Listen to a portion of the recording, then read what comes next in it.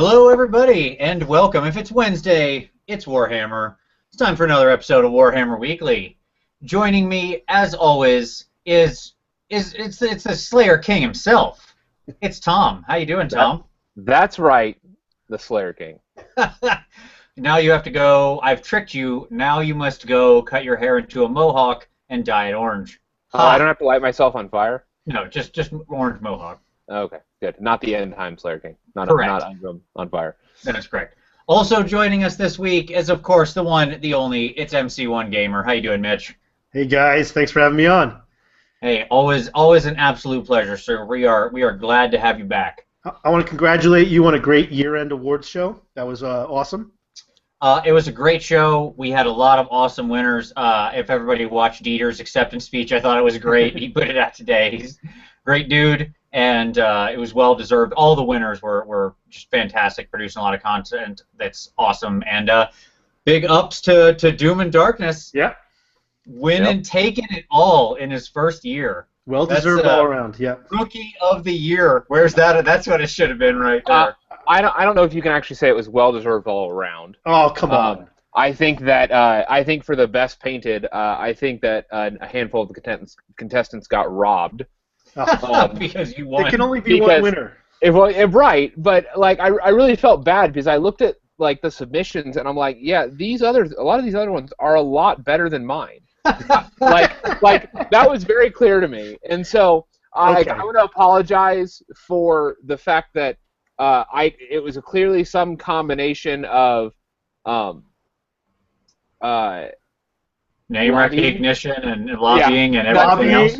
Yeah, that's exactly what I was going to say. Lobbying and name recognition. Much as in real politics, this isn't a meritocracy, Tom. The most capable do not win. Those who show the best game win. Exactly. So it's fine. I just want to point to the wall behind me. No certificates, no awards. Empty awards. That's right. It's disappointing, MC. I did the anti-lobby, which I'm very glad. I'm very happy about. I said don't vote for me, and people didn't, and I'm thrilled. But I just want to tell you that look, this is a throwback. Oh, there you go. Yeah, your best rumor monger you can't top last year's awards. I like the certificates. The problem is the reason why I didn't lobby and the reason why I anti-lobbied. I just have I don't have enough space on my wall for the award. Sure. So for everything you would. Yeah. But I have shelf space for this. There you go. Yeah, it's beautiful. I love our certificates, but I am kind of jealous I'm not getting the trophy. Oh. Well, I only had so many extra figs, so there you go. It's a real problem. For some reason, I don't believe that, Vince. Yeah, I suppose that's true. All right, at any rate, you won for Dwarves, which ties in well to what our show is about tonight, because we're going to talk a lot about Dwarves. So settle in, folks. I hope you like Dwarven talk, because we're going to spend a lot of time talking about the stunty folk. But there's other news as well. Tom, kick us off. Yeah, so we had some interesting news drop this week. So before I jump into like what's coming, there's a couple news items that popped up that aren't rumors, that are actually like data that we have on the ground. The first one that knocked my socks off is from Black Library.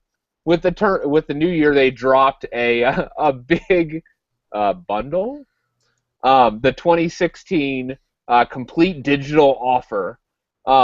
Now, when you look at this initial digital offer, you're like, wow, every Black Library book, MP3, everything. Every Army book for 40K, every Army book for Age of Sigmar, everything that launches in the next year. And it's like, oh, this is cool. And it's like, order now. And I was like, where's the price? And it's only after you've clicked order now that you discover that it's actually a $1,000 subscription. So that seems like a reasonable deal. Like already... James from Star Mini Gaming is clicking over there right now to get on that, so he gets all the content for his channel for like the next year. Yeah, just filling that out. Absolutely. So that was the first thing that dropped this last week.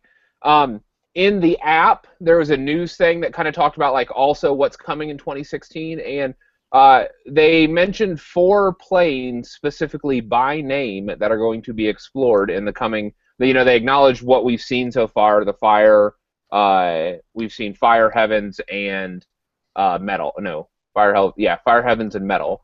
And they said coming in 2016 we will be exploring Light, beasts, death, and shadow.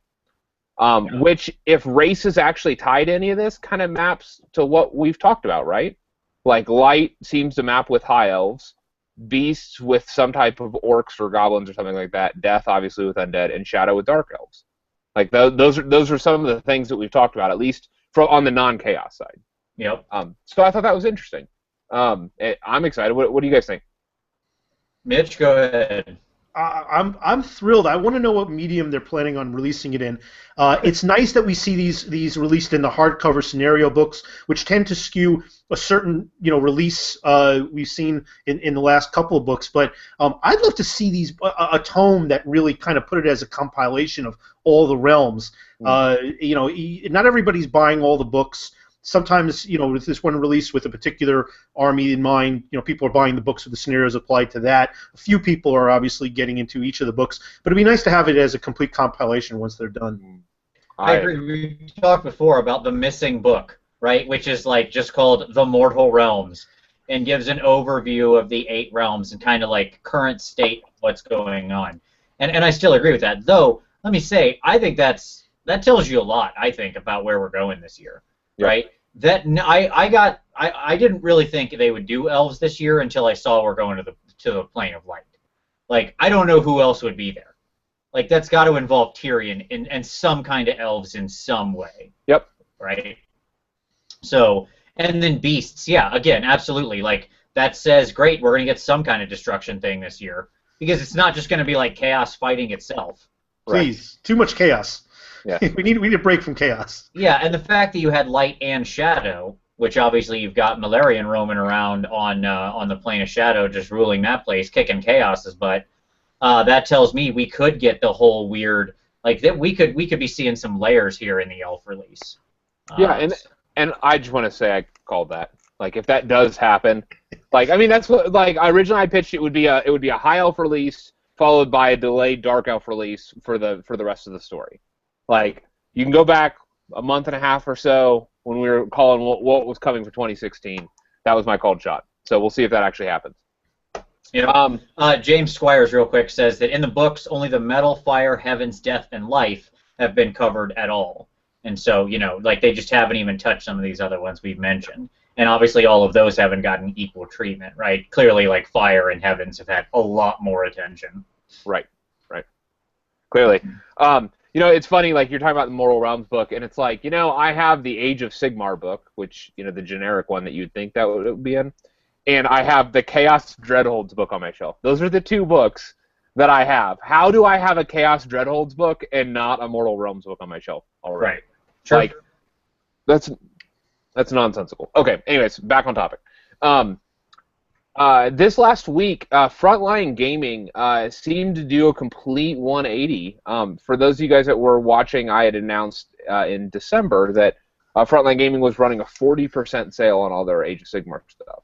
And they had said on a forum, I believe, that they were looking at liquidating and clearing out, like, stock.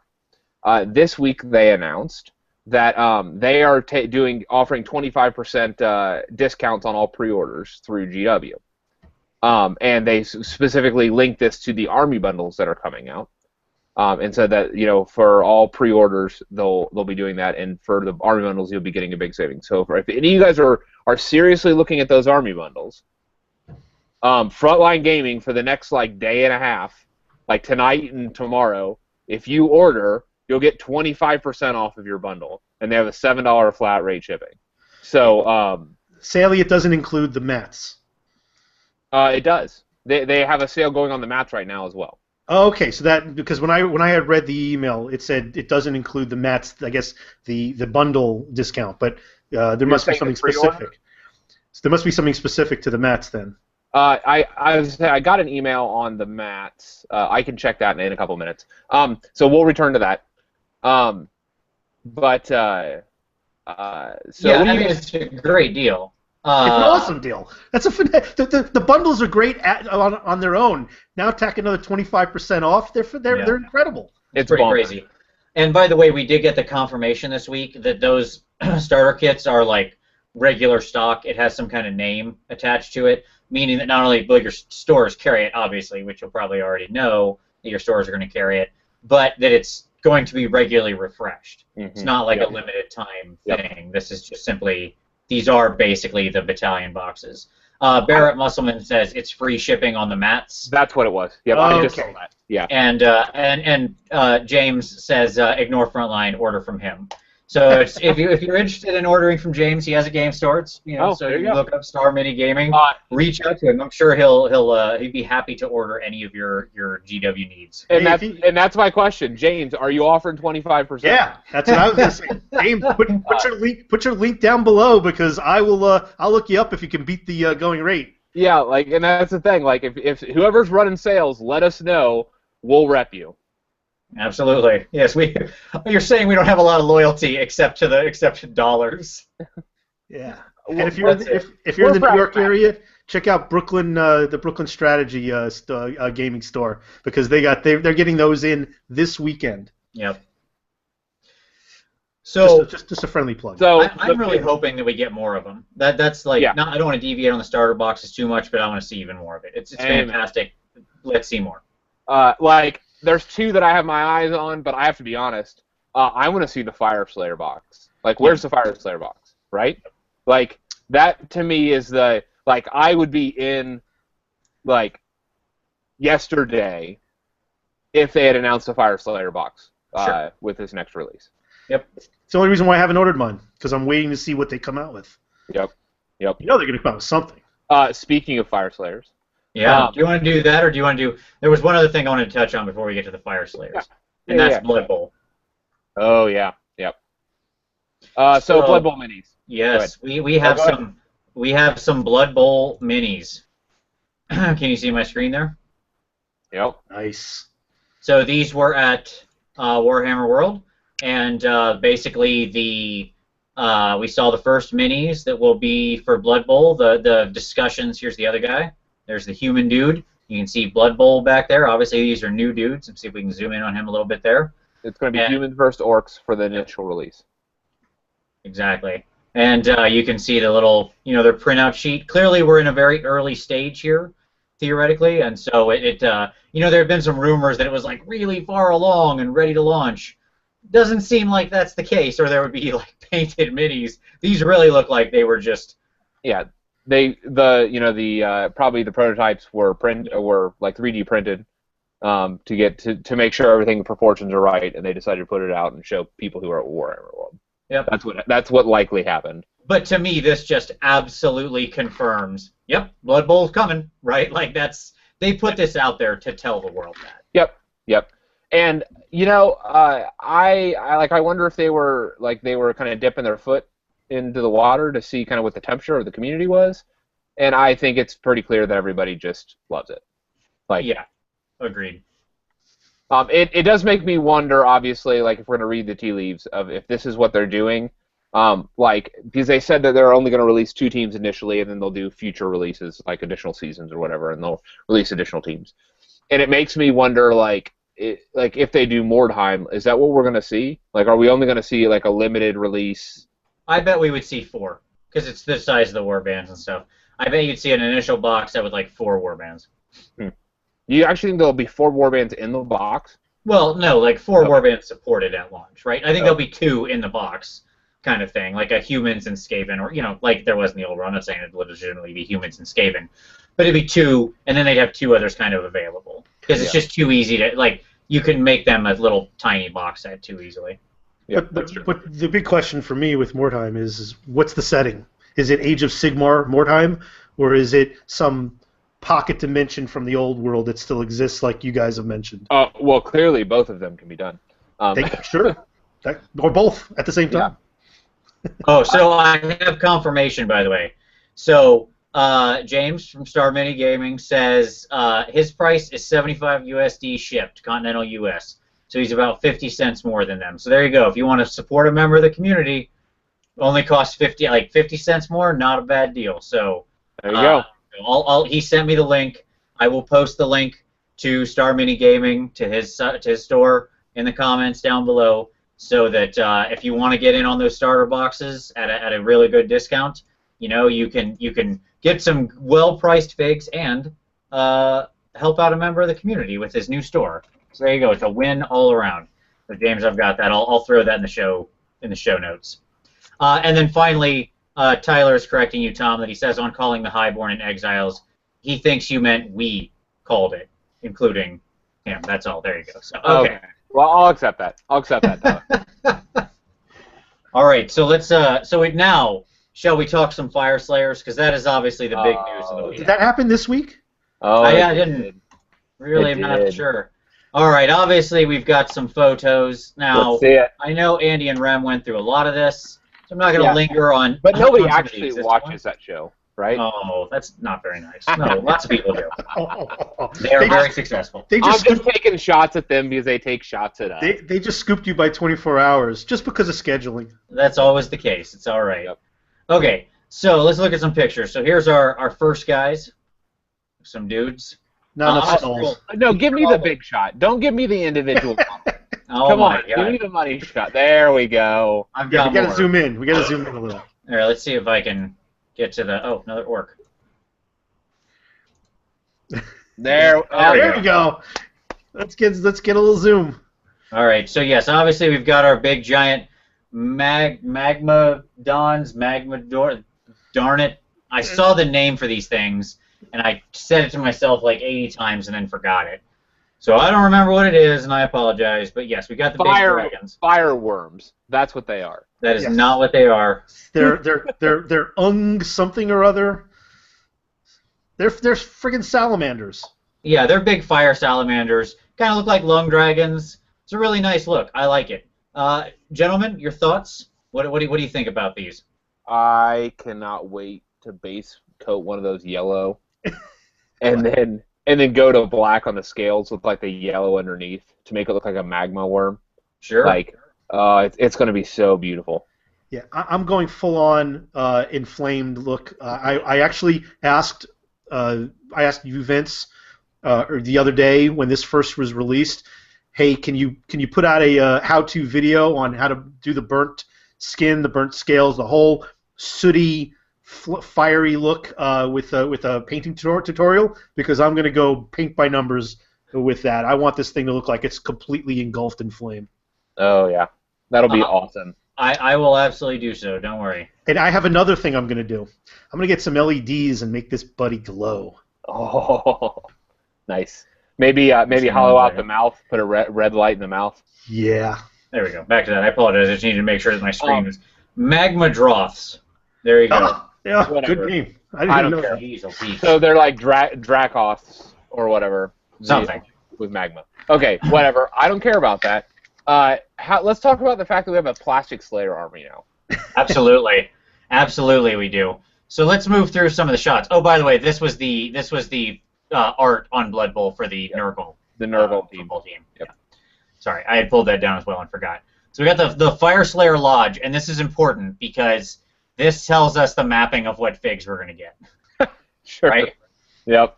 So what we'll see here today is we're going to see the Berserkers, the Hearthguard, the Volkite Berserkers, and then one of the Rune dudes. Yeah. There's another big shot coming out of the fire. There's those boys, a little slightly different color scheme. Get rid of the black hair. Those Don't aren't like it. Slayers. There's our price. So let's come back to the price. Go back to that. There's our character. Yeah, In fact, I've got the actual War Scroll, so let's just do this by War Scroll. How about that? There you go. Okay. Our Auric Rune Master, Mr. So this guy is he's our Amish dwarf. Not rocking the mustache. He's going beard only. I'm totally green stuffing him a mustache. I'm not. I am totally. He is going to be an Amish dwarf. He looks like Abe Lincoln. He does totally. So what I found fascinating. Did you read the mechanic? Yes. I love how you give gold to the other player just so you can slay that person and take it back. Absolutely. Yeah, that's one of the themes, obviously, of this army is they're chasing after the Urgold, which they believe is blessed by Grimnir or whatever, right? They carve it into their flesh, and I like it. Yeah, and it makes them fiery or something. It gives them fire powers. Noticeably absent is one of the keywords, though, from the regular dwarf army. So What, the dispossessed? Dispossessed. A lot of the special abilities are not going to carry over to these guys. So obviously they can mix and match with any other army, any other models, any other units as you wish. But you'd think that they would work very well with the other dwarves. They are not necessarily going to work. I mean, they're Dwardens, but they're not dispossessed. Yeah, no, that's absolutely true. And like we saw that coming, right? Like current high elves are highborn, and you're not going to see more highborn models. Like in general, that seems like even when they're re-releasing things, oftentimes they're going with a keyword package that they've already established, or like the malignants, for example, for the undead, the ghostly undead. And I suspect that we will, especially when we get new armies like this, we're going to see new keywords. Yeah.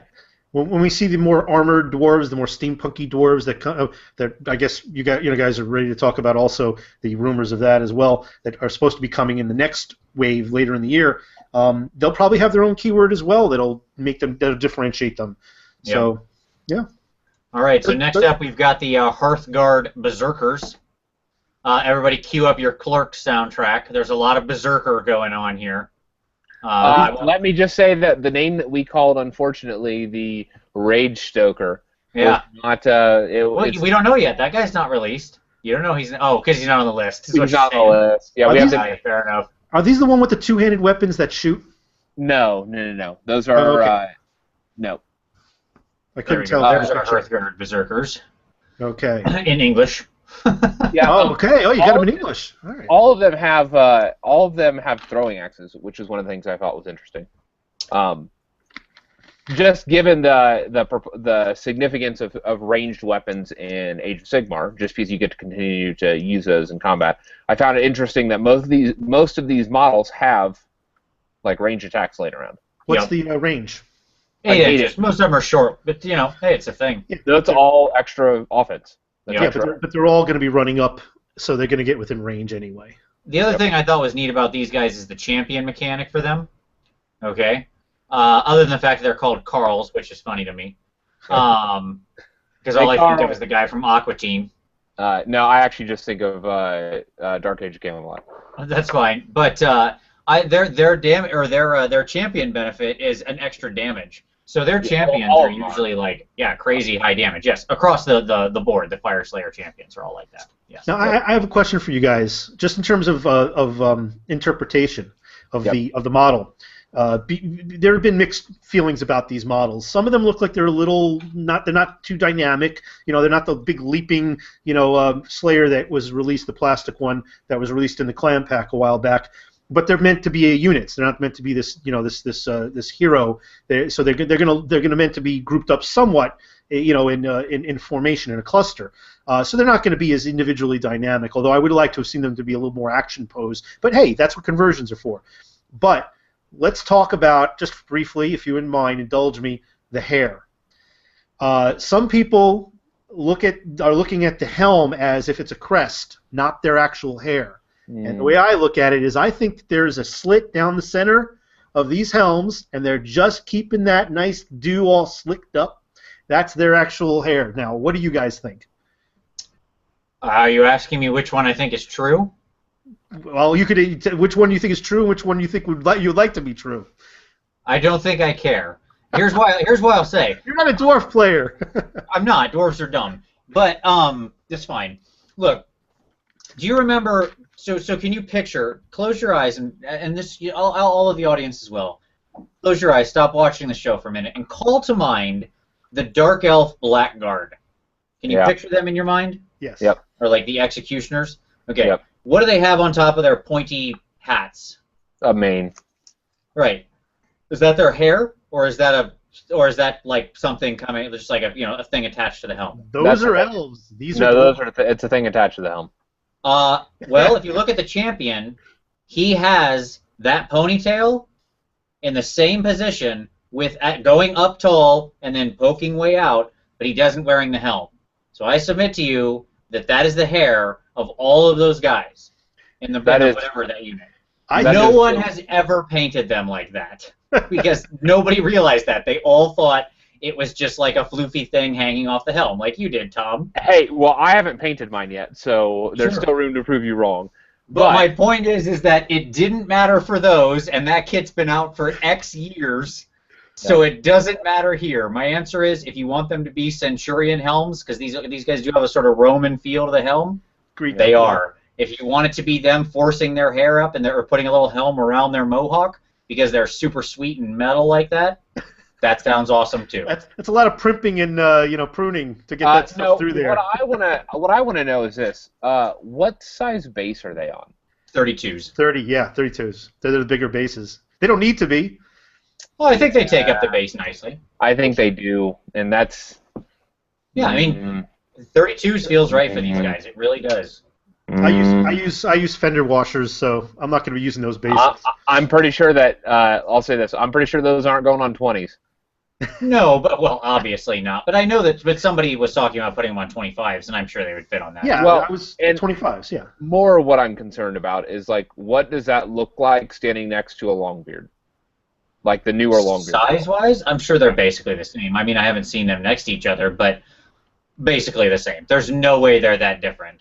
We'll get to it in the hobbying section, but I have my Varengard stuff out right now. Okay, is what I'm working on, and the difference between them and a Chaos Knight is vastly overstated. Let me just say that.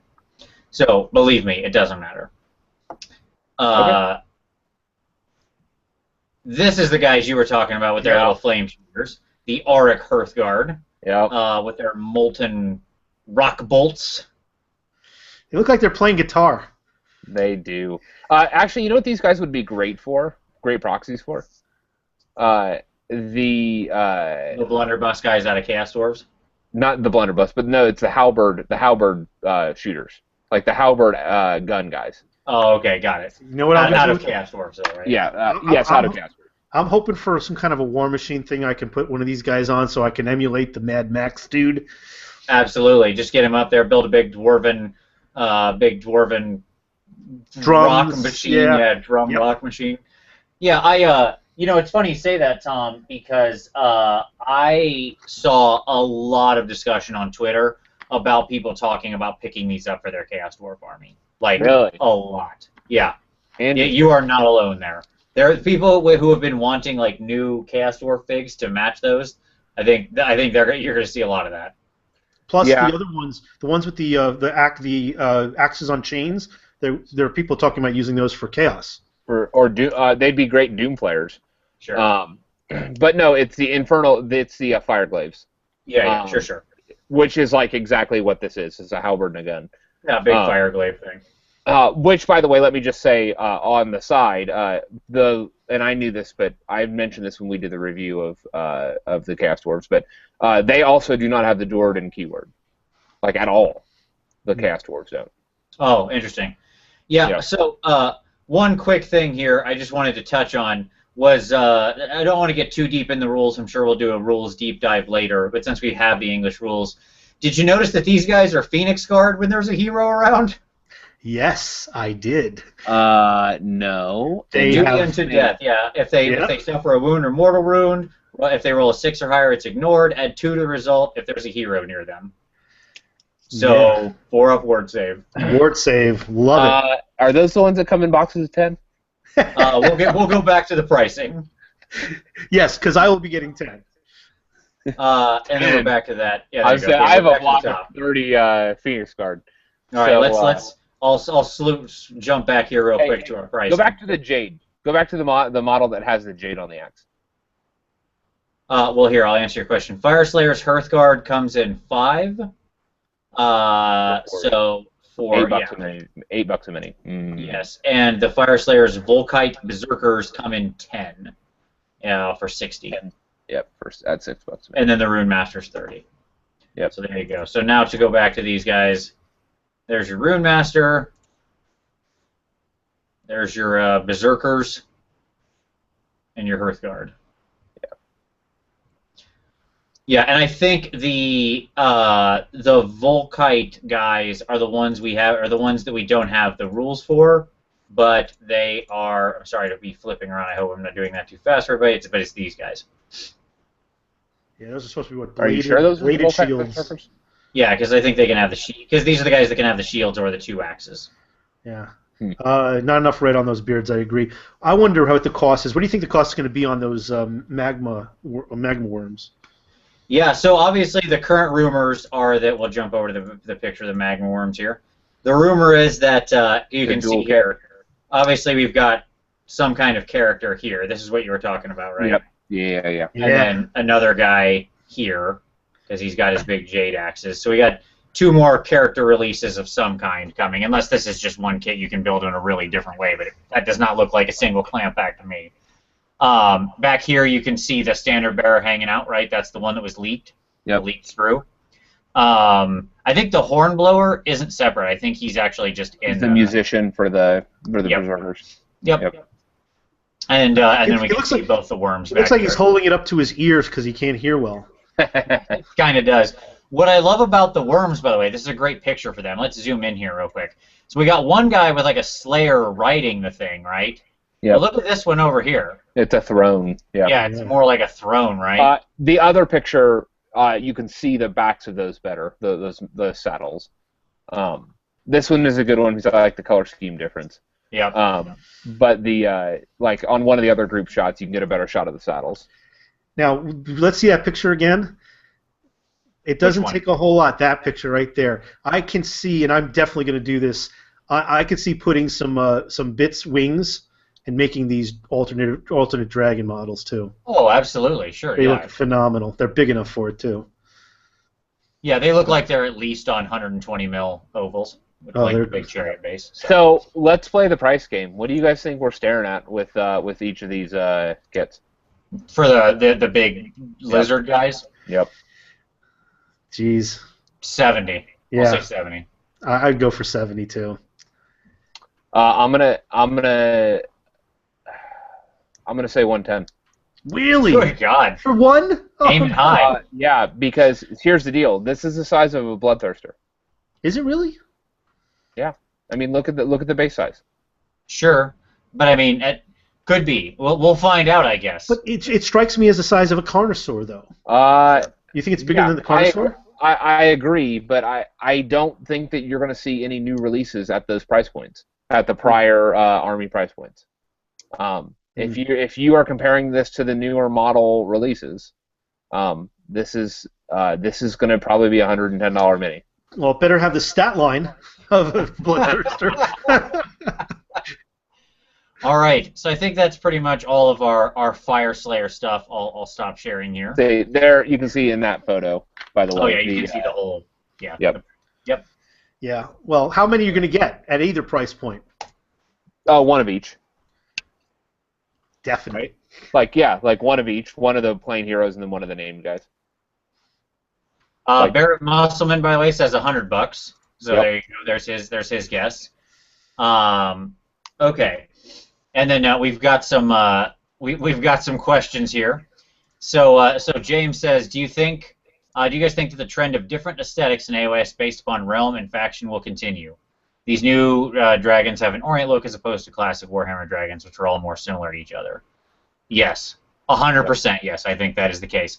Because here's the thing, these guys still look enough like old Slayers that I think if you had like a unit of the old Slayers and a unit of these guys next to each other, you wouldn't look at them and be like, what are these two things doing together? That's insane. Those don't belong together. No, I mean, there's only some minor details that are really that different. Yeah. And the paint scheme will do it. The crests, the helms, most. Yeah. Yeah, there's a lot of skin. There's a lot of skin involved. There's a lot of exposed, skin. But like what I would push back on, just as a clarifying thing, regarding the old world things that all look the same. Like if you look at I was reading like the sculptor of the dragons. I forget what article I was reading that in. They were talking about like the shape of the different dragons, and one of them, it was talking about the head of the Dark Elf dragon. If you look at that and look at the Hydra, they look like they're of the same lineage. And that's a very different looking head than the High Elf dragon. Go take a look at it sometime. And the Hydra head is closer to the Dark Elf dragon head than it is actually to the High Elf dragon head. Interesting. Yeah, the High Elf dragon head is like very long and thin. The Black dragon head is like bulkier and more like trapezoidal. Yep. Yeah. So then, obviously, the other thing was we think there's going to be 3 weeks of this release, right? That's basically the current setup. I imagine we'll get a book. like we have previously. I don't know why we think we wouldn't. Yeah, probably. I could see a book. I think there's gonna be a book at the end of this. Obviously, so we've got the Magmadroth kit.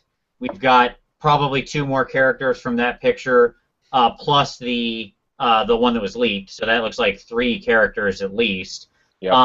And I feel, and there was another unit in. There's at least, unless it's one of those guys. I don't know. Like unless because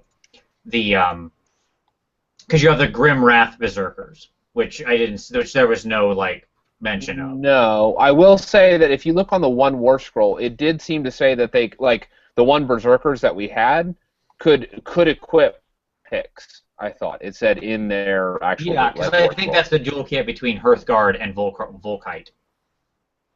Oh, so is that no? That can't be a dual kit. I don't think so. Yeah. Either way, there's 3 different Berserkers listed on the Lodge list. Yeah. Right. And what I'm sure of is that one kit isn't all 3 of them. Right, that's true. The Hearthguard. I'm positive about that. That'd be a little ludicrous, yeah. And technically, have we seen Battlesmiths yet? Yeah, there's the Auric guys are the other ones that are there, right? No. No, so there's Lodge Kinsmen that are Volkite Berserkers, and then in that same box with Volkite Berserkers, we have not seen the Battlesmiths. That's correct. Yes. There's the Auric, like there's 2 or 3 Auric people we haven't seen, which are the characters, which makes sense. And then you got the Battlesmith, the Rune Smiter, and the Rune Sun. Yep, and then you've got the Berserkers and the Battlesmiths. So, I mean, I think you're talking about 3 solid weeks of release this year for sure, with a book probably on the back end, as always. And they look beautiful. Like, yeah, I hope a bundle. Oh.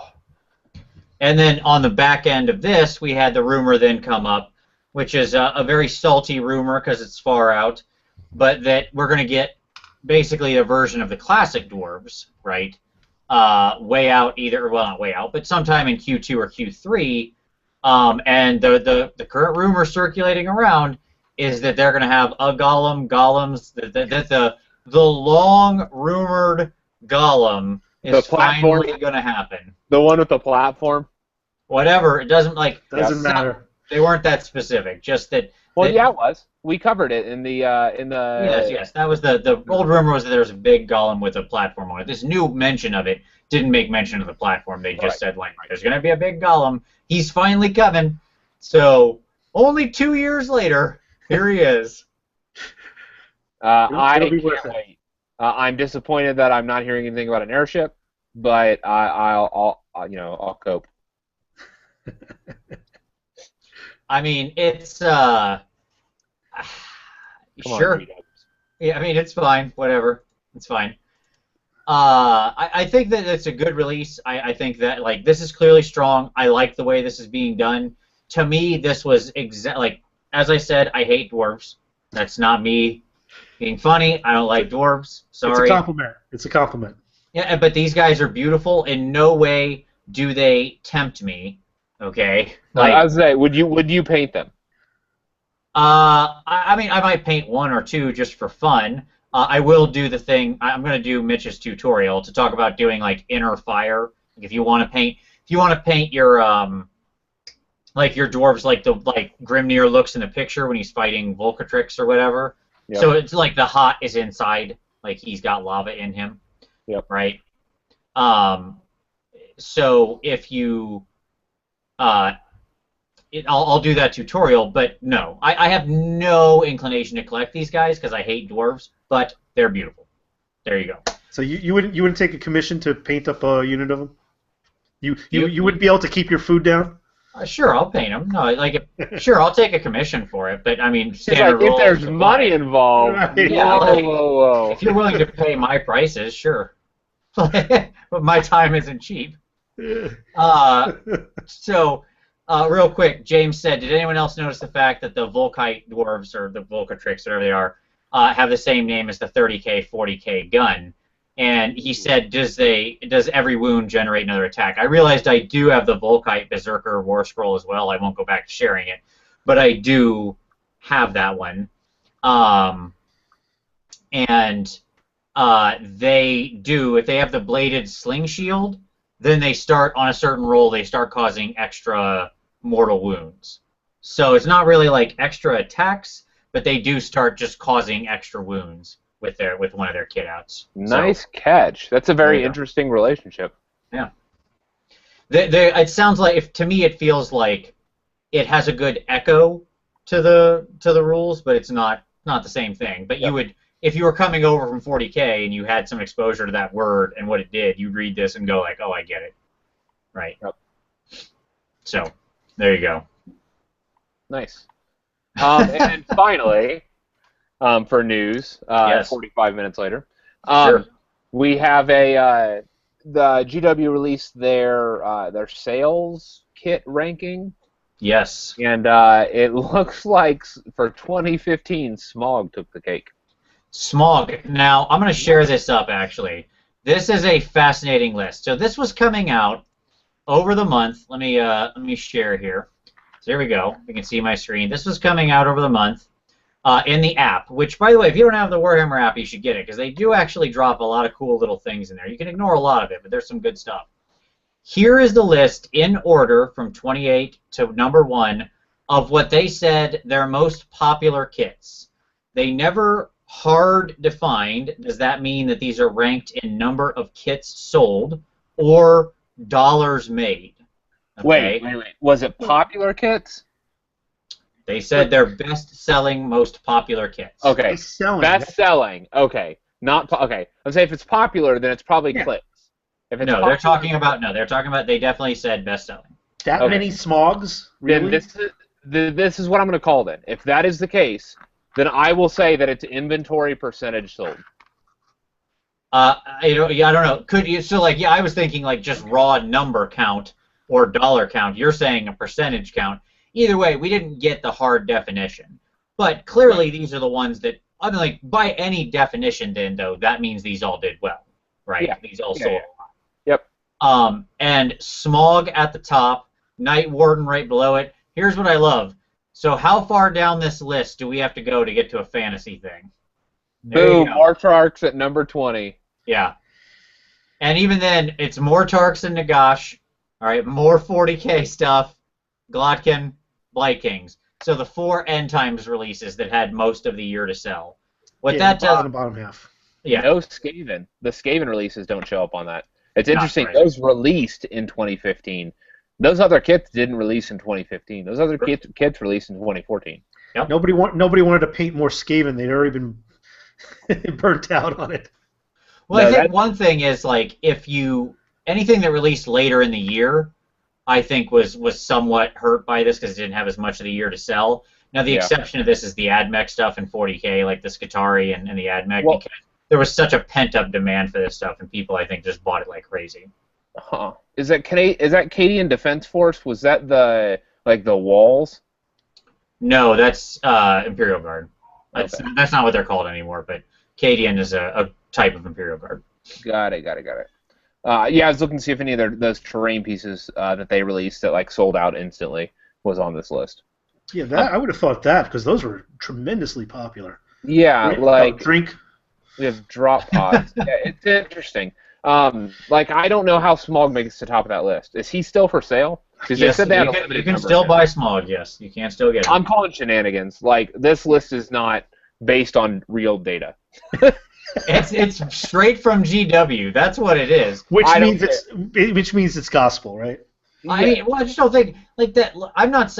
Your choice is to either believe it or think they're just lying, right? They can be using a funny metric, and that's fine. But whatever their metric is, Smog sold a bunch. That's what it comes down to. I don't care if it's percentage. How much was Smog? $500. 500. Oh. Yep. $490. And the other thing that list tells me is that GW's been pushing up these big kits, and if that's the list, by any definition, they're making the right choice. Yep. Right? Because what's selling is those big sexy. Big sexy sells. Yeah, he was $490. They even limited it to one mini per order. Because there's people who want more than one Smog. I'm sure there's people who would buy more than one Smog out there. Yeah. That's what I'm saying. So I don't know. It's interesting. Tyler said, "What do you think of the theory originally from Martin Orlando, that one of the main themes we're seeing and will continue to see is a close association and theme between the factions fluff minis and their deity god, with Fireslayers Grimnir as the latest example. What I think about that, Tyler, is that we had that rumor way back. So, Tom, you remember that rumor that came out that like the deities were going to be driving the really driving the individual factions narrative, and we're going to play a big part. That was tied very closely with the Enigmas. It was just like a piece in that whole crazy thing. It was. And here we are, several factions in, and that's like old new stuff. Corn faction driven by Corn, but the Chaos Gods have always been driven by that. So you can say like, all right, that's fine. Sigmar and the Sigmarites, and then Grimnir and these Fire Dwarves, right? Like, I mean, yeah, it could be that rumor we had from way back, that component of that there was a lot of truth to it. Yeah, Archaon and those and their the mounted. What were the mounted guys? The Baron Guard. Yeah, I don't know. I mean, I guess Seraphon, if you want to consider the Slann, they're. I think you can kind of ignore the repacks because nothing was driving it, right? That was just yeah. So like, if you don't count the Skaven, don't count the. And if Grungy is front and center for the next set of dwarves, like that would make sense. That maps. If Tyrion is, that maps. Like, we didn't have an Ilario release with the Sylvaneth. But I don't know. Again, I think the Sylvaneth was just a repack. There was no new things. With the new stuff, they've been more or less mapping to the gods. I think it's a good theory. Look toward the gods, and that's where and there's where you're going to see what the releases look like. So, all right. So since we're clocking in 50 minutes in, perhaps it's time we leave news behind. Yes. Mostly the news. I knew this was going to be a big week. We had a ton of great photos. A bunch of new stuff just came out today. What can you do? There you go. All right, so let's move on to some to a pick of the week. And I don't know if either of you gentlemen have anything you want to share, but I actually had something I was reading instead of watching this week, and that was a great article that Tyler sent to me. Tyler Emerson, friend of the show, and he sent to me an article called "Age of Sigmar and the Death of High Fantasy." Okay. I read it. It was a good article. It was very interesting. It was written a while back, but it just kind of got brought to my attention. I'll post the link for it down below in the show. It's an interesting take on the nature of high fantasy, something I've obviously been thinking. It's something I think about a lot as a D&D player because, and I'm sure, Tom, you have a similar experience, that fantasy, we know, has all these very different flavors and how it can be done between, epic fantasy, sword and sorcery, high fantasy, and all this stuff. And so it's interesting with the point he makes. I'm not sure I agree with everything, but I think he makes a good, cogent argument. So I'll have to check it out.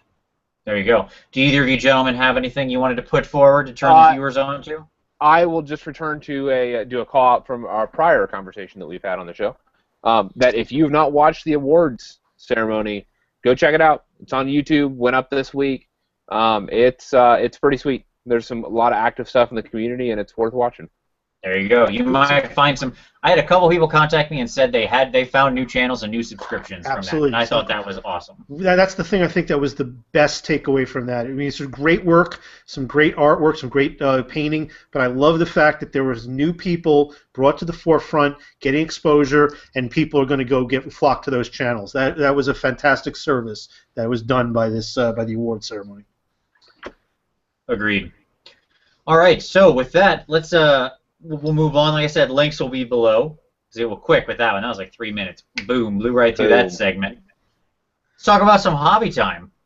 So, Mitch, what's on your table, buddy? What have you been working on? Yeah, I've been using these Tropicana boxes to house all the different things I have projects, and I've got a whole stack of them with all these different projects in various stages. But I've determined, especially after I've started using an airbrush, that I've absolutely got to finish my at least my first 3 months of the pledges I made to do my Sylvaneth. So I'm well behind. Look, I've been on vacation. Well, not on vacation. Excuse me, I shouldn't say that. But I've been locked up and busy. Killed my whole hobby since October, since Halloween. I went away on vacation, and then after that, the holidays just kicked in, and it's been nonstop since. So I haven't really done a lot of painting. But recently, I've been working on these guys. I don't know if you can see that well enough. Yeah, sure. But I got a whole box of them. Very far along. Just getting into that last dry brush before I start doing, excuse me, detail stuff, and then work on the bases. These guys are going to be done probably within the next week, and I'll get them up on the PMP, and I'll actually have finished my other pledge, which is to actually finish finish a few units.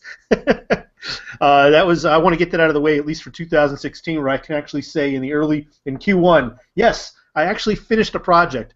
Beyond that, I'm banging out tons of terrain, but mostly that's mostly for bolt action. Some of the stuff I can use for Age of Sigmar and Frostgrave. I've built up a whole ton of terrain for Frostgrave, but this is my big thing. That's the thing that most. How's that airbrush treating you with terrain? Dream come true, right? First of all, in terms of base coating and just the initial colors, I'm already at a point where I think I'm starting to look for the next airbrush. Because the fine detail I can't do with this airbrush. No. I'm using your advice. It's not that you would get rid of this airbrush. This is a great starter. It's a great thing to learn with, to beat up.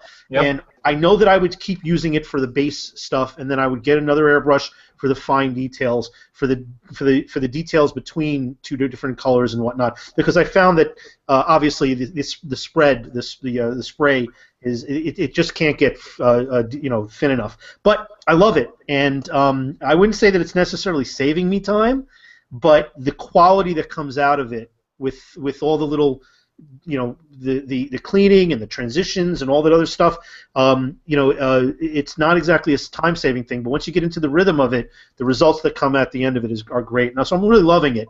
And yes, for large things, not just to use an aerosol can, a rattle can, it's a dream in that regard, absolutely. What you want to do, by the way, when you do get a second one, is you just pick yourself up a little guy like this. This is your little quick change bolt that's going to go in between your airbrush and your hose. And then you can just pop the airbrush straight out without unscrewing anything. It'll even hold the air pressure off. It'll lock off the air pressure, so you don't even have to turn your compressor off or anything like that. I need that for a couple of reasons. Pop it back in. Very useful. If you got a link, like $10. then mail me a link so I can find that. Then, because what happened is there's a couple times where I've let the air pressure, I've turned it off, and I've tried to eliminate the air pressure, but then I try to pop off the airbrush off the hose, and it still has a connect, even though I've let loose all the air, and it's you gotta play with it. So it'd be nice to have some kind of an easy thing to remove it. Very useful. Yeah, I'm learning. You converted me. You definitely converted me. It's your fault. I appreciate it, and I take full responsibility. All right, Tom. What about you, sir? What's on your table? How apropos for the show. Dwarves. I am still behind on January, and this is a problem because I was going to do a very big pledge for the rest of January, and I'm feeling that in December. Yeah, like I'm trying to catch up on December Right. because I was traveling and everything for the holidays and just did not get the kind of work done that I normally do, and so I'm hoping to be done by the 15th, so I get half of a month to try to recover. I may have to try to figure out what options I have for my pledge for January to stay within budget and minimize the number of minis that I have. So we'll see. Gotcha. For myself, I finally busted out the Varangard. I'll put them together. By the way, they're on 75s, so they're on the same size base as my regular Chaos Knights. Let me just say that because I put my Chaos Knights on the bigger Cav bases. And so I converted some of them over. So this one's got his nice little. That is not the normal head for him. We went all the way. You may recognize that as the Tzeentch head from Archaon that I have affixed. You got 5 of those? Well, these guys come in boxes of 3, but no, I don't have 3 vulture heads. But you'll see what they look like when they're all done. I had to actually pause on them because my liquid gold paint that I used for these guys died because You leave it open? No, it just that's what happens. It just dies. Like I open it, I pour it, I lock it. It'll just die. It just separates, and once it's completely separated, there's nothing you can do. It's an alcohol-based paint. It's very sensitive. Nothing else to be done about it. So before I can go to the store this weekend, because there's only one store in my town that's like 35 minutes away that sells this crap, I decided to move on to my kit-bashed Doom Bowl. And, yeah, so he looks like that. What's up, buddy? Oh, wait. Like this. Luck on that for a second. Wait a minute. So he's got some axes. They're big. Some? He's got the axes. He's got all the axes, baby. This you'll recognize as the bullhead from Archaon. So there you go. And Scarbrand's axes, right? He does have Scarbrand's axes. Wow. That's correct. Yep. Bloodthirster's axes. There's like 12 different kits in this guy. I'm not even gonna lie. This is just a parts bonanza. So he's still just started, but I love the cape. yes, the cape is from the absolutely. He's heroic. Super Bowl. Yeah. Super Doom Bowl. The cape is from the Cast Chariot. So it's the Cast Charioteer's cloak. Wow. There's some Gorgon parts, Archaon, Bloodthirster, Storm Fiends, Demon Prince. There's probably other stuff in there too. You should probably do a contest to see if people could name all the different bits. It would be tough. I don't even know if I could win my own contest. All right. So there you go. So he's in process. A lot of fun. I'm looking forward to him. Yeah, I've decided to go completely ridiculous on his axes. I was like, it's the Doom Bowl. Why not? All the way. All right. So let's then get to our feature segment. Hour in seems like a good time to do it. Let's transition over.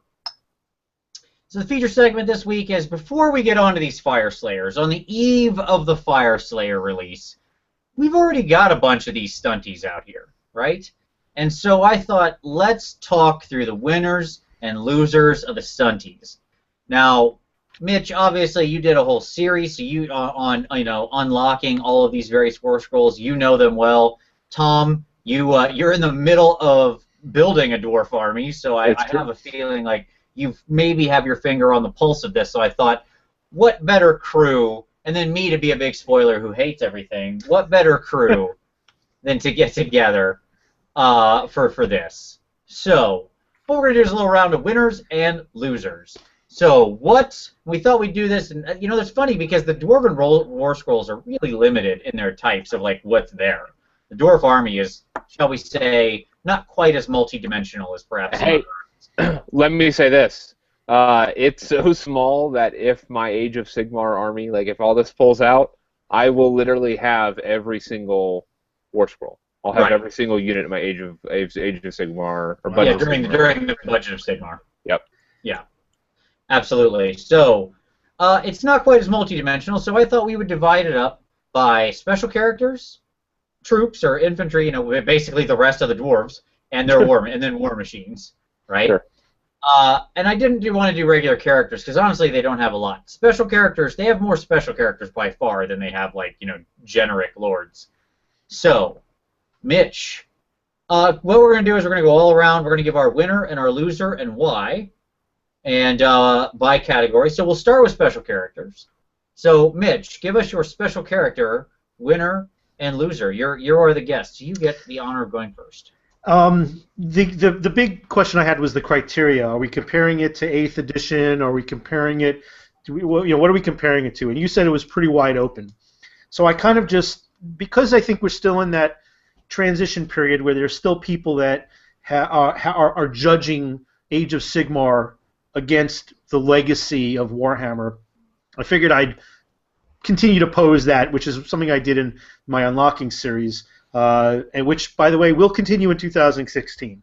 It will continue. I know I put that on hiatus, but it's coming back.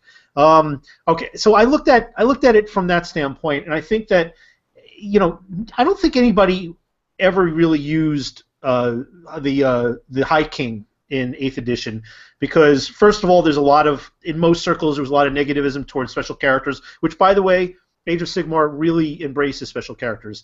They're killable. Everything is killable, from Arcana and Nagash all the way down. There's plenty of things that can deal. They're not so overpowered that they can't be removed from the table. But in Eighth, it was a big hindrance. But it was also the high point, the overcosted for some of these guys. And I think that when you look at the incredible cost when you had a points-based system versus a system in Age of Sigmar where there's more freedom, you look at some of these really high-powered characters, and they actually become more viable to put on the table. And I like the High King for a couple of reasons. I think he has some pretty good abilities. His command ability is absolutely, as I would, to coin a phrase from Tom, to be able to get extra attacks with every weapon, especially when you have characters that have multiple weapons. Yep. Bonkers is the word. I wouldn't use the word normally, but it just seems to be fitting. So I'd have to take your word from you for just temporarily. You can Absolutely true. You're 100% right. So I think he's a big winner, just because you wouldn't see him normally. As far as a loser, I really had to pull out characters that got, and this is from maybe this is a little bit of a cop out, but I had to go with characters that kind of lost their official war scroll.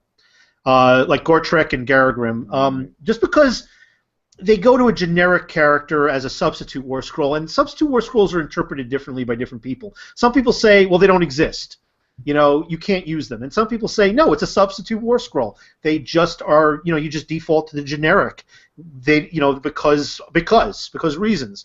So I think they kind of lose out because, and White Dwarf, you don't really have the individual flavor of those characters. You have to default to something else, I think that's a little unfortunate. Right. You don't know how true that is. So I actually I was at my Half Price Books the other day, and I saw they had a bunch of White Dwarfs laying around, and I was like, oh, look through those, maybe pick up a couple of these. They're on the cheap, and one of them I ended up picking up was the White Dwarf that had the collector's edition. White Dwarf, it was like the 30th anniversary for White Dwarf, and so it had the stats for the White Dwarf collector's edition, the one that I painted up that as part of the competition. With Gotrek and all those, and the stats were bonkers. And then I look at that, and then I look at the substitute war scrolls, and I'm like, what happened? Yeah. You're saying you just feel let down? Yeah, Gotrek, auto wounded, no roll for wounds, no armor saves, auto wounds. To he's a dragon slayer. What? Yeah. How the mighty have fallen. Yeah. No. Yeah. Man, you nailed that. As long as it's taking... Well, I mean, you can only take dwarves down a few pegs before you're just in the ground, so it's not like they had that far to go. Ooh, spoken like a Skaven player. That's right. Where we're trying to put all the dwarves in the ground, but that's okay. All right, Tom, so what are your winners and losers? You kind of did. That's right. Take that. I'll say this: the High King, by the way, would be my #1 pick. So great grab, Mitch. He's top of the game. But since you've picked him, I'm going to do another honorable mention, and that's actually Belagar. Man, for what he's bringing to the table, he's not too shabby. He's at a 3-up. He's a 5-wound hero, so that's pretty standard for standard standalone heroes. But he's a 3-up save, and he halves incoming wounds. And that's it's a very solid defensive thing. He's at 4 attacks, so he has a 3-up. He's doing a D3 damage with those 4 attacks. And once per battle, you can just choose him to reactivate a second time during the phase. So if you need him to do some work, he can do that. He has the ability to basically to grant his bravery to all the other units within 18 inches if he doesn't move. And his command ability is not bad. Obviously, it's not the High King's. But it's a lesser version of the High Kings, where basically he marks an enemy unit. Anybody that attacks that enemy unit gets extra attacks. So who's your loser? And then my loser, obviously, the hero that I would generally not ever field would be Craggy. I knew you were going to pick Craggy. Yeah. Why? If you take the anvil, you want to take Craggy. Maybe. Like, do I have a restriction on like at that point I'm not fielding Craggy for a Craggy. I'm fielding Craggy because he augments the anvil, and that's Absolutely. the problem. Absolutely. And, like he himself, I'm just not going to field him. And that's the problem, is that he's dependent upon something else to function. Mm-hmm. The Slayer King is good, and he really needs the Slayers to function because he buffs them significantly. But he himself is still good. He's running a 4-up ward save and a bunch of other stuff. But that can't be said of Craggy. Like Craggy doesn't have a purpose on the battlefield unless he's there with the anvil. It's true. All right, there's reasonable choices. Although it's pretty funny because my winner. I'm going straight to what's his name, to Thoric, the guy on the anvil. Okay. Yeah. I think he is a baller shot caller. Love everything about this dude. Like he can dispel 2 spells a turn. Amazing for a non-wizard. If he can, and he has a spell effect thing he does, it's just not dispellable, right? Like, and they're all decent effects. Yeah, certainly. For non-spell effects that he can fire off on a 2-up, and if you happen to have Craggy, the fact that he can do all 3 of them, like that's a lot of buffs he's passing out. Not to mention the fact that he's not too bad himself. Just like as a model, he's perfectly survivable and fine and whatever. You know, he's not a pushover. He's a fairly tough foot dude, basically. Yep. So I think Thoric's a big winner. It's funny, my loser was Belegar, and I'll tell you why. His abilities are fine. There's nothing wrong with his abilities. I just find him unimpressive when compared with all the other Dwarven Lord-type characters like him. Like, there are people with better... When I look around, I'm like, if I want killy stuff, I'll go to the Slayer King. If I want commander stuff, I'll go to the High King himself. Like, who has a better version of his command ability, right? Like, somebody else has almost everything this guy's got better. And so he's kind of like the middling guy. Now you're saying, yes, but he has all of it, which is fair. I get it. But that, to me, makes him unimpressive, right? He's not super killy. He just does some okay damage. He's not super tough. There are other tougher ones. He's not super commandy. There are other better commanders. And, like, so he's trying to be the Swiss Army knife, but that makes him wholly uninteresting as a special character, right? Sure. Because like when I take that special character, I'm taking him because I want him to be that guy with a big purpose who just busts out and does that thing. So the Belegar was mine. Again, not bad, just unimpressive. All right, so no one else in the army has 3-up. Yeah, I mean, sure, he has 3-up, but like, okay. He's big. Yeah, I guess he doesn't ignore Rend. I mean, so there are other dudes in the army that ignore Rend of Neg-1, right? So like, yeah, he halves wounds. That's impressive on a Necrosphinx that has 14 wounds, whatever, because he can take those shots and still stand. Like, having 5, you have wounds. If you take 5 from a cannonball, well, yeah, you're still now at 2 wounds. Right? Like, yes, he didn't die instantly, which is cool, but still. Just means you won't be shooting at that golem that's coming along. All right, there you go. Now, if the golem has that ability, all right, good money. All right, so let's go to regular troops, winners and losers. Mitch, back to you, sir. So after giving up my my Project Dwarves just before the end times ended, which I lamented, but it was probably a good choice at the time. I managed to sell that stuff high, and then I bought a bunch of dwarves at a really good value after Age of Sigmar came out. I decided I wanted to try and make a non-standard army. And I saw a lot of cool non-standard armies in 8th edition, which were armies that advanced, armies that moved up because of banners and runes and stuff, which went against the norm that you would see for gunline dwarves. I don't like standard armies. I like doing things that are different. And when I saw the scrolls, I decided I was going to go and play an army that was heavy on the miners and heavy on the rangers, because you don't often see dwarves that get into your face. They get up in your grill, basically turn 1. So I decided that I was going to go for those miners and the rangers for the reason that I believe miners are one of those that really people didn't take very often, and if they did, it was very much a themed army in the previous edition. I love their underground advance ability. That advance ability that allows you to basically pop them in within 9 inches of an enemy. They get to shoot. They may actually charge and get in a charge. They're going to be a threat right off the bat. And they have the steam harpoon. They've got some good stuff with that scouting ability that I think that just makes them really much better than they were before in terms of usefulness. And it's different. Okay, it's not just sitting back and cannons and quarrelers and whatnot. So I think they were definitely a big winner in my book.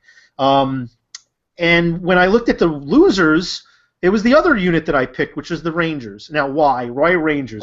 Rangers were awesome, but they were a little bit overcosted, but they were utility items in 8th edition, and they really, I wanted to build a force that included Rangers, or just have them whenever I wanted to field them, and when I went to go look to rebuild the army, those were the first things I looked at. Well, the reason why I don't think that they're the biggest losers is that they've lost their specialty. They're no Rangers anymore. You take them, they're a substitute war scroll for Quarrelers. So they're essentially just Quarrelers, unless you take Joseph Bugman. So just like what was said before, they're tied to a special character. There are no Rangers unless you take Joseph Bugman. Then you could take Rangers and they get some extra bonuses. He basically takes Quarrelers and makes them Rangers. And I think that kind of loses a little bit of that flavor, unfortunately, for the Rangers. You can't just take Rangers anymore. Gotcha. That's fair. I don't disagree with either of those. Those miners bring just a god-awful amount of different stuff. Jesus. Right up in your face. Yeah, they are just dragging carts and guns and knives and everything. I forgot the Grudge Pony. Yes, thank you for reminding me. Yeah, Grudge Pony, man. Not just the Grudge Pony, but the Grudge Pony is carrying all of their gear. Yes, yeah, like all their guns and mines and drills. I picked up the 40K blast craters, and that's what I use when the miners pop out. That is awesome. That's pretty great. All right, Tommy, winners and losers, troops, what do you got? So, I really wrestled with this, but just for numbers, I looked at the things that if I was going to take stuff, what are the things that I'm going to take, and then what are the things that I'm never going to take, okay? And for me, the winner was, unsurprisingly, is the Iron Drakes. And this is and what you're going to see in my infantry is just going to be symptomatic of the whole, the bigger problem, which was there was, they didn't properly incentivize a lot of units over against other units. So, for example, with ranged, I don't know in any world why I would take Quarrelers instead of Iron Drakes. Unless I wanted to ambush with these ranged and just get a bunch of subpar ranged attacks. Sure. Because Iron Drakes are just bringing more. Their hero can bring a ranged attack that is at 20 inches with Ren 2 is doing a D3 or a D6 against monsters. Really? As opposed to a 4-up Quarreler that is doing 1 damage with his captain. They're just your range is almost is basically it's very, very close between the two. It's just you're just getting so much more with the Iron Drakes as opposed to the Quarrelers. Now, that said, I can see a reason to bring the Thunderers. I think the Thunderers are actually offering rend on their range attacks, where the Quarrelers aren't even offering that. So my winner would be the Iron Drakes, just because they're awesome, they look great, they have flamethrowers, and they're just better ranged people. My loser is, unsurprisingly, the Dwarf Warrior. Why am I taking what is the Dwarf Warrior bringing? Is there a war scroll for them? Yeah, there is. Generic Dwarf Warrior. I'm kidding, of course. That's the point, though. Okay, I'm doing Axe, Shield. Awesome. Okay, I'm doing Iron Breakers, or I'm doing Long... Actually, I'm probably going to do Longbeards so that they can buff an ally. and have better stats across the board. I'm doing great weapons, awesome. I'm probably still going to do Longbeards. For the sword shield, if I really wanted defense or something, I'd bring Ironbreakers. They're just not serving any purpose, and there's nothing they can bring that the other units really aren't also bringing. And to top it all, I don't want to go on anymore. It's just it makes me sad. Understandable. I get it. Dwarf warrior, not impressive. There's better choices. That's what I'll say. My winners, hammers, baby. Holy crap, man! Hammers could really put out the heat in the last edition, and it's still true now. Holy God, those things are just death. Just death. Like 2 attacks, 3 up, neg 1 rend. Like these things are just backbreakers, man. And the fact that they just go immune to battle shock if there's a hero around seems good. And their armor save got better, right? Like that was always the problem with them in the last. They just died in bucket loads. Now they're, up there with most of the better armor save troops in the game at a standard coin flip. So these guys are just straight killers, in my opinion. My losers, quarrelers. Who cares? Who cares about these guys? They have no rend. I'd take Thunderers if we're just count out the Iron Drakes. I agree with your argument, Tom. But if we're just talking about the old Thunder or Quarreler distinction, right? Because those were classically the two that always seem to be taking up the same sort of space, at least mentally or sort of in the army. And just the Thunderers are just better. Shorter range. They don't get the multi-shot, but they get the better to hit for their number bonus, and they have rend. Right? And the range difference is irrelevant because if you got the engineer, he can get in there. There's engineers that can get in there and tinker with your range and make the whole thing shoot out even farther. You're practically pushing out to the line. And by the way, a 16-inch shooting attack in Age of Sigmar is pretty far. Right? A 16-inch attack is nothing to scoff at in Age of Sigmar where speed kills. So I'm saying losers are the quarrelers. They're just uninteresting. 16. Right. It's not 16 because you get to move too. Right. Yeah. Sure. Exactly. You're gonna be closer. Yep. Exactly. March off the line. It's good. All right. So, final category: war machines. Yeah. The thing that the dwarves do perhaps better than anyone, perhaps, but is the war machines. Classically a sticking point, a point of contention, perhaps, that dwarves made a bunch of good war machines and then everybody got angry at you when you used too many of them. Always the fun part about playing dwarves. So, winners and losers on war machines. Mitch, kick us off. So, again, when I decided to build this army, I decided I was going to go as low and thin in war machines as possible. And there was a good reason for that also because some of them are lackluster compared to before. Now, I would have picked, Gyro Bomber, but it's not a war machine because I think that was one of the big winners also. It's considered a war machine? It has the war machine keyword. All right, well, then I'm going to pick Gyro Bomber as the winner then because Gyro Bombers were just the red-headed stepchild of the Gyrocopter in the previous edition, but in this edition, they are death from above. They're unbelievable, and you could take them in units. You get a crazy 20-inch range and a 12-inch move that you cannot hide from these fuckers. And numbers of multi-attacks, 4 attacks. Yeah, there we go. I've got 6 of them. All right, and I was gonna build. I have my Air Force being painted up right now. I was gonna build 3 gyrocopters and 3 gyro bombers. Hell with that. I'm building 2 units of gyro bombers, man. 4 to hit, 3 to wound, -1 rend, and they get 4 attacks. And even in combat, they're able to dish out a little bit. And they drop bombs. I mean, they're amazing for what they can do, and for the amount of mobility and the range that they can put hurt on you. These are monster and character killers from anywhere on the board. So yeah. If you take gyro bombers, of course, then you do have to play House of Pain the entire time. For, as we know, word to your moms, they came to drop bombs. So that's just... Flight of the Valkyries, man. Flight of the Valkyries. Continue. All right, so I was going to say the flame cannon was a winner, but if I could say gyro bomber, hands friggin' down, gyro bomber. All right, loser, without a doubt, biggest diminishment in my opinion, the organ gun.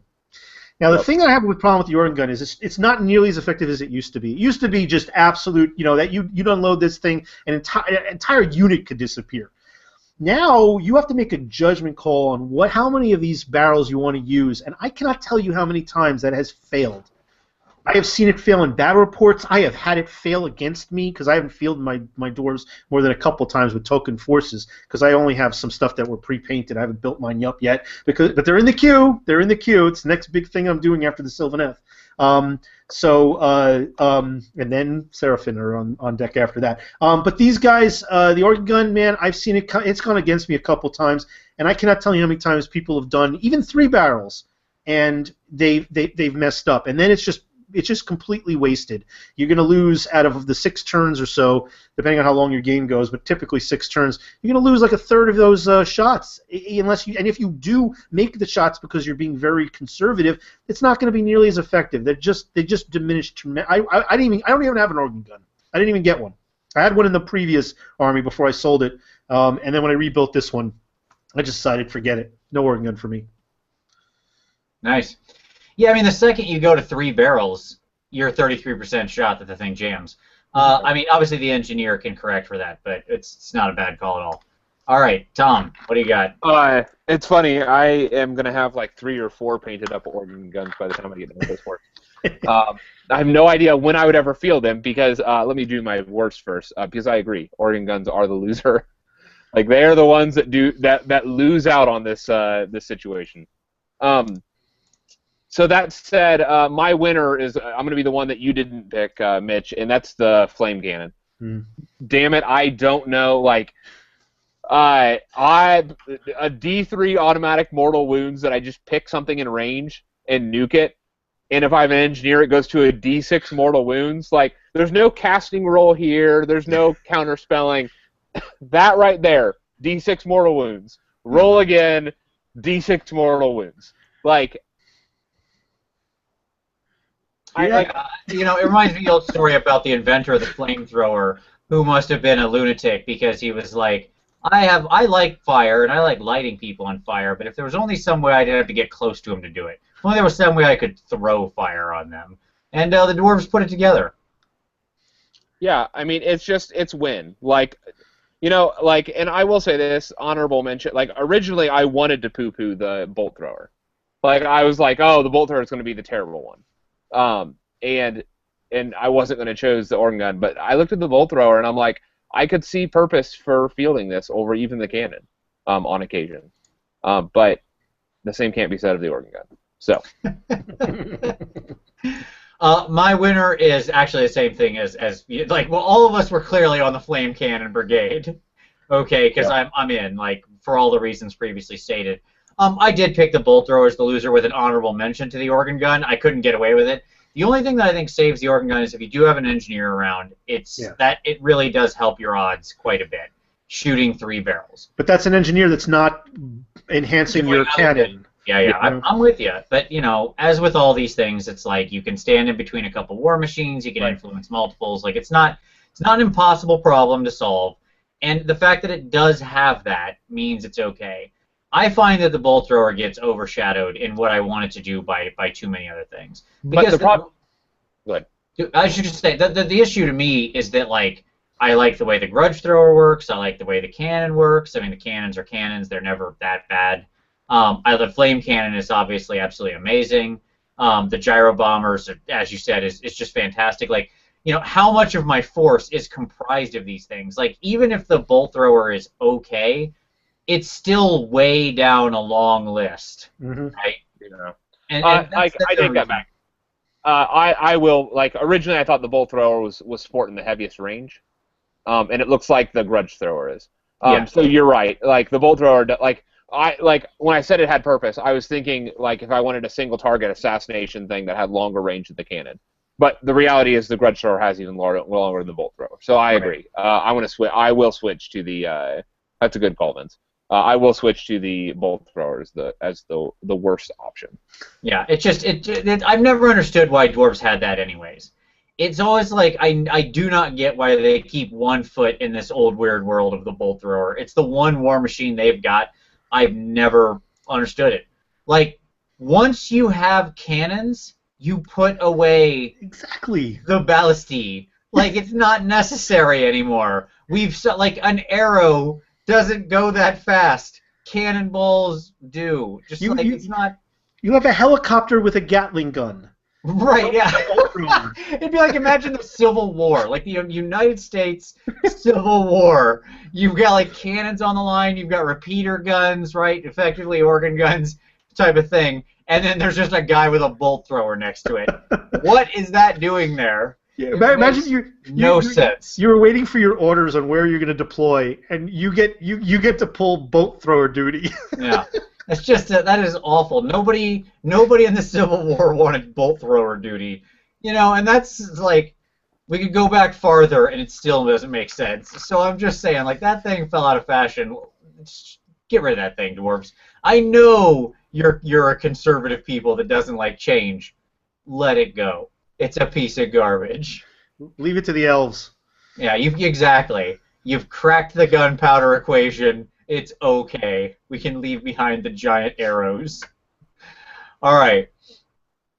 So there we go. I think that's pretty much our winners and losers. As always, we want to see your winners and losers. Do you disagree? Are we wrong? Are we out of our minds? Tell us why and what you think in the comments below. Always love to see that. I think we had there was a couple questions, and so I just want to touch on them. And so Daniel Felton said, do we think that the big salamanders, the big lung dragon type of salamanders that the dwarves are riding, the new Fireslayers, do we think those look like what we expected them to look like? Were we surprised by what they look? I think we all said we like them. They're beefier than I expected. Yeah, I agree. That was the big thing too. I didn't mind the slight lung dragon look. They were a lot bigger than I expected. Okay, two things. One, I thought the original question was, do you think they're going to spit like flamethrowers? And the answer should be hell yes to that question. We're all hoping they're flame cannons. But more than that, I would say that I expected when somebody said that they were like lung dragons, I expected it actually like more Asian. Longer, even longer and thinner, kind of more snaky. Yeah, exactly. I expected more snaky. So when we got something bulkier and kind of meatier and solid, I was like, okay, actually, I like this better. So I was worried that we were going to go that other direction. So I actually like the direction they went, where it feels more dwarven. Yep. I think they need more riders. I'm surprised there's only one guy to each of those. I think they're wasting space. Not skinks. They don't pile on. It's not a clown car. Hey, I would love to, like the mastodon with the ogres. Yeah, two on those. Those are big dudes too. No, but that said, it's interesting because I kind of so in their lore, like Grimnir and this big fireworm slayed each other, right? Yes. And so like we have this name Fireslayers because they slay, like the idea is like they slay the fireworm, like that whole thing. Why are we writing them? Because they won. They formed a battle peak. They formed a battle truce. But that's what I'm saying. Like they didn't win. Like that. Like that's the thing about the lore is that it was mutual destruction. Yeah, that's winning. They sacrificed their god to kill. The dwarves lost their god to kill the other god. You get together with them. You're like, we are clearly equals. I will ride you. I'm glad it worked out like that, and then we didn't decide that the lizards are supposed to ride the dwarves. That would have been weird. Yeah, that would have been weird. I would have pulled for that model though. You could still do that. You could convert that. I'll convert that over. Maybe I will have to pick up a kit. You have with a beefy.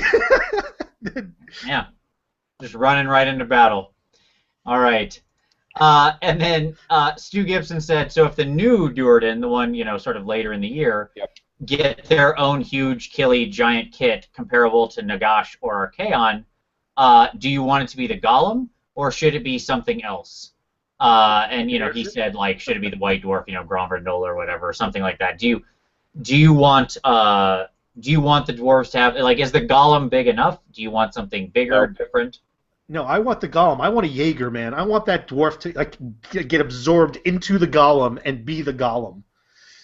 Gotcha. So you want like a really big Ushabti, but for dwarves. But I don't want just one golem. I want golems with some flavor. I want the molten golem. I want the iron golem. I want the golem with spikes. I want the war golem, like pantheon. The different versions of golems. Would you accept a giant-esque kit that comes with like a ton of different build-out options in it? Sure, why not? All right. I wouldn't accept anything other than that. No, that's not big enough. Okay. You want an airship? I'm with you on that. I want an airship, and I want it to have like 8 dwarves on it, and I want it to have like 4 like an organ gun on each side, and at least a big cannon in the front, if not 2 big cannons in the front. Sure, double flame cannon up front, double organ gun on the side. The table is only 6x4. Basically, take the helicarrier from Shield. Yep. Just fill it with dwarves. Yep. And I want I want this on like the big like 180 by 100 oval base. Like Sure. I want a big ass airship. Well, And you know what the problem with that is, Tom? what's that? If you get your big airship and it's like that, Yep. a Lithanar is going to take it out in like one shot. He totally is. Because as we've seen, archers are really good at taking out helicarriers. It's what happens. Zing. He's the best. He's the best archer. So there you go. I will say this: I'm building that at the end of this if they don't give it to me. Sure. So you're gonna wait? Are you gonna wait until this theoretical release in mid-year? Yep. I am. Like I'm gonna start gathering the pieces, and if they do that, then I'll just make the dwarven tank. If they don't if they deliver the airship, then I'll just take those pieces and put it towards the tank. Gotcha. All right. Fair enough. Okay. I think that we have spent more time than I'm ever comfortable with talking about the dwarves. In all seriousness, I joke on them, but I really do like the look of these new releases, and if you love the dwarves, that's awesome. It's just never been my particular cup of tea, but I will say I think they did a fantastic job with the new aesthetic, because even I, who have never been a fan of the dwarven aesthetic, looked at that and thought, that looks really cool. So I mean, if you can win me over, that's a real big plus. You've done well, GW. You've done well. Mitch, any final thoughts as we close out the show here? No, just loving the show. I mean, this is Destination Wednesday night for me. Glad to be on. I appreciate you guys inviting me. And hey, I'm not dead. I will be back. There's content coming on my channel. Sorry for the thin, real life, man. Real life, is bigger than Warhammer. Yep. But there is stuff coming, so keep an eye out. And you guys, I'm drafting you guys back too, because I'm going to be doing the unlockings. I'm in. Oh, there we go. Tom, any final thoughts from you, sir? Dwarves. Give me dwarves. Well, you're gonna get it. So you can add more Fireslayers to your list of things to paint that'll be done around. We'll move it out. We'll move the schedule out to 2024 with this new acquisition. That's just not true. Like, my dwarves are going to be done by April. Yeah, I understand. I'm talking about just in general. It's going to push back something else. When I'm finished with my total schedule, my dwarves will be done in 2024. Yeah. I can't speak to yours, but yes, Vince. If you're alluding to the fact that I have way too many unpainted models, you are correct. Hey, that's okay. You'll get there. All right. As for me, I will say simply thank you all. We appreciate you watching. As always, it's an absolute pleasure. Mitch, thank you very much, sir. Well, you are welcome back. As you know, anytime. We love having you on the show. Thanks again. For all of you out there, thanks again. And as always, we'll see you next Wednesday.